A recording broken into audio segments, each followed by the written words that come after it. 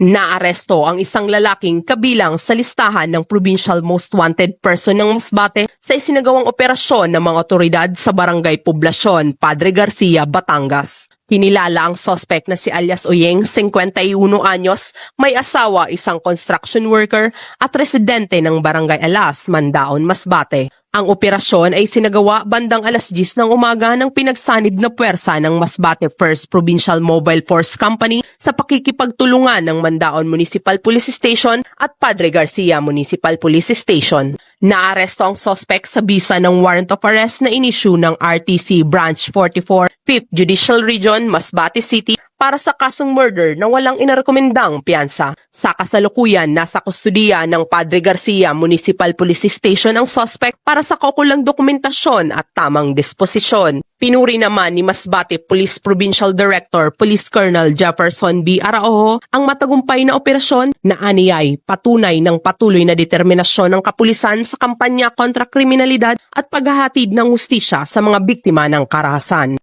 Mula dito sa Riyong Bicol, ako ang inyong PNN Correspondent, Police Corporal Angelito Recampo, alagad ng batas, tagataguyod ng Balitang Pulis.